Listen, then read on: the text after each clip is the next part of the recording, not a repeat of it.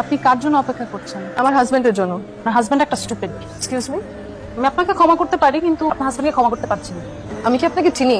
আপনি আমাকে চিনেন না, কিন্তু আপনার স্টুপিড হাজবেন্ড আমাকে খুব ভালোভাবে চিনি। তবে কত খুঁজেছি, আচ্ছা কোথায় উধাও হয়ে গেছে কোনো পাত্তা নেই। আপনার হাজবেন্ড আমার খুব ভালো ফ্রেন্ড, গত 3 বছর ধরে কোনো যোগাযোগ হয়নি, খুঁজে পাইনি। আপনাকে ঠিক চিনতে পারছি না, এটাও আপনাকে দেখিনি। আমাকে তো বিয়ের দাওয়াত দেয়নি, আমাদের যোগাযোগ নেই এখন। আপনাকে আমি কিভাবে চিনি সেটা এখন বলবো না, আপনার স্বামী আসুক তারপর বলবো। আপনার নাম কি?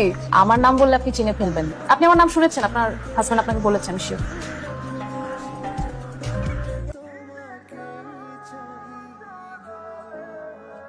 সারা রাত ওরা এক হলো না। ওরা কারা? চোখের পাতা দুটো একবারের জন্য বন্ধ হলো না। চিন্তা করো না, আমায় দেখার পর বন্ধ হয়ে যাবে। রওনা হয়েছো? তুমি? সাচ্ছি। মামা জলদি যান, ট্রেন ছেড়ে দিবে তো। মামা আপনি তো যাবেন লেগের পারে, ওখানে তো কোনো স্টেশন নাই। আছে রে মামা, আছে। ওখান থেকে একটা ট্রেনে উঠবো, সারা জীবনের জার্নি মিস করা যাবে না, তাড়াতাড়ি যান। তোমাকে নার্ভাস হলেও পাফ নেওয়া লাগে নাকি? অনলাইনে চ্যাটিং করে মনে হয় নাই তো নার্ভাস ছিলে তুমি। ও আই এম সরি। সরি কেন? ফুল কিনে আনতে ভুলে গেছি। অনেক প্রথম দেখাতে তুমি 19 মিনিট লেট। সরি। ওকে, আমিও চাইলে ফুল আনতে পারতাম, তোমার তাড়াহুড়ো দেখে আমিও আনতে ভুলে গেছি। দর্শকের প্রেমিক প্রেমিকারা প্রথম দেখার দিন কি করতে জানো? গাছতলায় দেখা করতো। সে গাছের উপরে নিজেদের নামে প্রথম অক্ষর, পাশে 2টা অক্ষর, মাঝখানে একটা প্লাস। তারপর কাঠুরে এসে যে গাছ কেটে নিয়ে যেত, তাদের ভালোবাসা হয়ে যেত ফার্নিচার। তুমি একটা খুঁতির মোনালিসা রিমি। ইরশাদ, ইরশাদ। খাব্য করছি না, সত্যি বললাম। সে ব্রুমি তোমার হচ্ছে।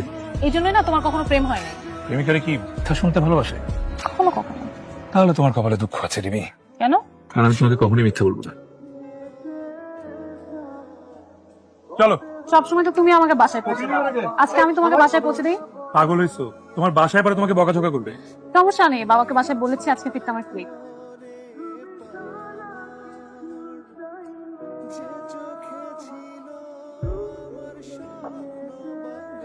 Happy birthday to you, happy birthday to you.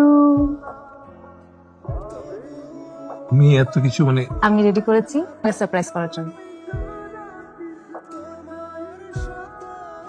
Thanks. তুমি এটা সারা জীবন পড়ে থাকবে অনিম, কখনো মনে করবে না তুমি একা আছো।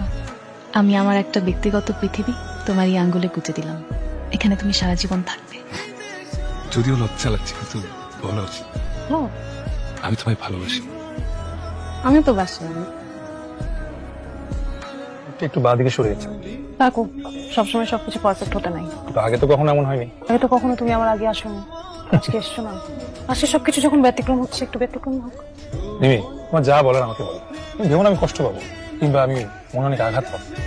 আমাদের প্রথম দেখার দিন হাইফেন দূরত্ব নিয়ে তুমি বলেছিলে মনে হয় রিলেশনশিপে স্পেস থাকাটা জরুরি। তো এতটাও স্পেস থাকা জরুরি না অনেক, যে স্পেসে একজন আরেকজনকে হাত বাড়িয়ে খুঁজেই পাওয়া যায় না। তা আমি তো সবসময় তোমাকে খুঁজে পেয়েছি। আমি পাইনি। গত 3 বছরে তুমি আমার থেকে কতবার দূরত্ব নিয়েছো জানো? 6 বার।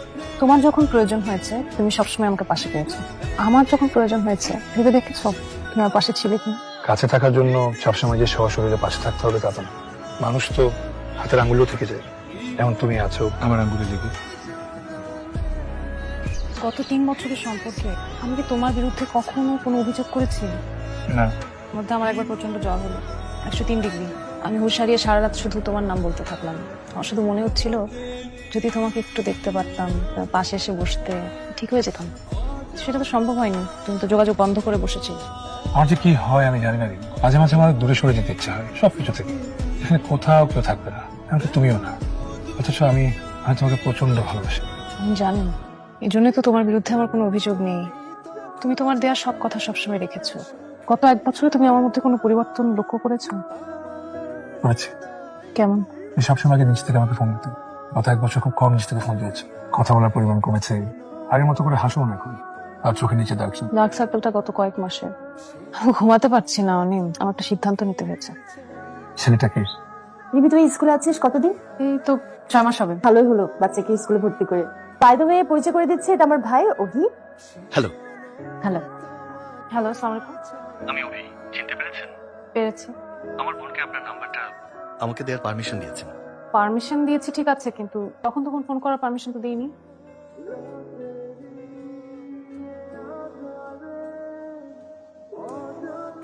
ভেবেছিলাম আপনি আজকেও না করবেন।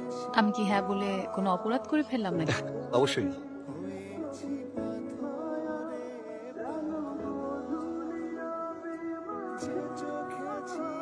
হ্যালো রিমি, তুমি কোথায়?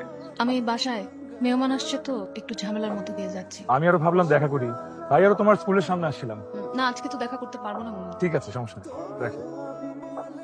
সম্পর্কে নিরীহ মিথ্যা বলা যায় রিমি। অনিম কিছু মনে করতো না সত্যি বললেও। ও ওরকম ছেলেই না। কেন যেন আমার সত্য বলতে ইচ্ছা করলো না। অনিম কখনো আমার সাথে মিথ্যা বলে না। একটা কথা কি রিমি, অন্যকে নয়, ইম্পর্টেন্ট হলো আমরা নিজেকে মিথ্যা বলছি কিনা। এটাই আসল বিষয়। অনিম আপনার সাথে অনেস্ট, কিন্তু সে কি নিজের সাথে অনেস্ট? ভালোবাসা ভীষণ ন্যাচারাল, জোর জবরদস্তি করে ভালোবাসা হয় না।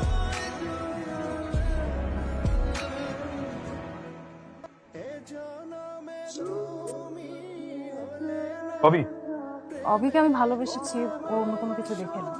আমি তোমাকে আর ভালোবাসতে পারছি না। এমন না যে আমি তোমাকে ঘৃণা করি, অপছন্দ করি। আমি শুধু তোমাকে আর আগের মতো ভালোবাসতে পারছি না। আরে তুমি তো মনে হচ্ছে এখন আমার গিফট ফিল করছো।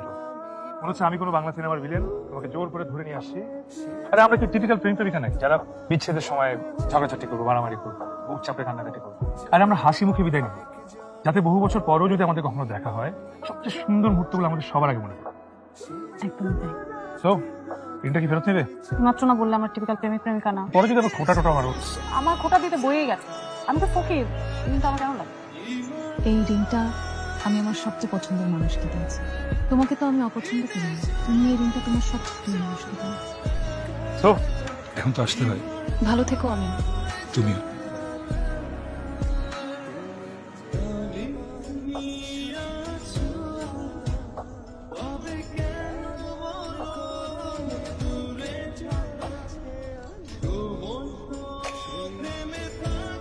সরি, লেট হয়ে গেল, চলো তাড়াতাড়ি।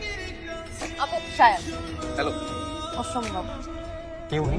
আমি চিনি না, উনি বললেন উনি তোমাকে চেনেন। আপনি শায়নকে চেনেন না? না, আমার মনে হয় আপনার কথা ভুল হচ্ছে। এটা অনিমের ঋণ। এটা আপনার কাছে কিভাবে আসলো?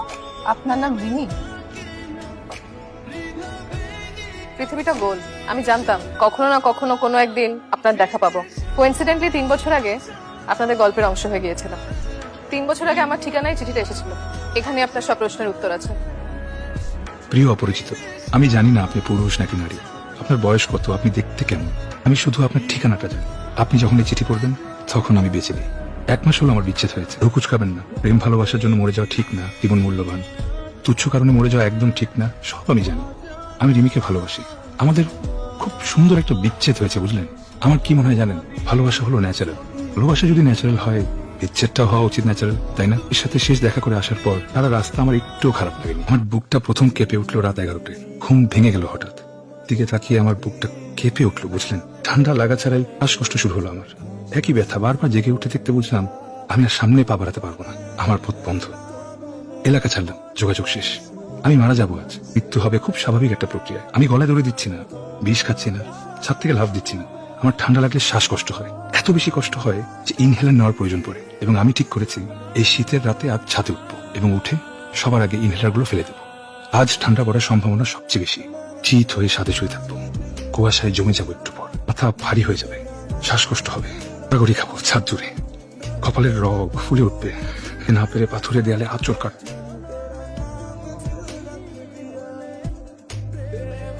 আমি একটা র্যান্ডম ঠিকানায় চিঠি পাঠাবো। চিঠির সাথে থাকবে একটা রিং। এই রিং আমায় উপহার দিয়েছিল রিমি। বলেছিল এটা একটা এলিমেন্টাল সিম্বল, যার অর্থ পৃথিবী। আমার একটা পৃথিবী উপহার দিয়েছিল রিমি, আমার নাম খোদাই করা একটা পৃথিবী। আমি মরে যাবো যেন একটা আবদার রাখছি আপনার কাছে, আমার শেষ ইচ্ছে বলতে পারে। এমন সুন্দর একটা পৃথিবী, আমি কোনোদিন এখানে ছিলাম, এটা কেউ মনে রাখবে না, কোনো চিহ্ন থাকবে না আমার। তাই রিংটা পাঠালাম। এই রিংটা ছাড়া আমার একান্ত কোনো পৃথিবী নেই। আপনি যেই হন না কেন, আমার এই রিংটা সবসময় পরবেন, খুলবেন না কোনোদিন। আমি আপনার কাছে আবদার করছি। রিমিকে পাঠালেও পারতাম, কিন্তু অভির সাথে চমৎকার একটা সংসার হবে ওর। কি দরকার গলায় কাটা হয়ে থাকার? তাই আপনাকে পাঠালাম। আপনি যতদিন বেঁচে থাকবেন তার কোনো একটা আঙুলে আমার একটু বাঁচিয়ে রাখবেন প্লিজ। মুক্তিটা পড়ে থাকবেন আমার স্মৃতিস্মারক হিসেবে।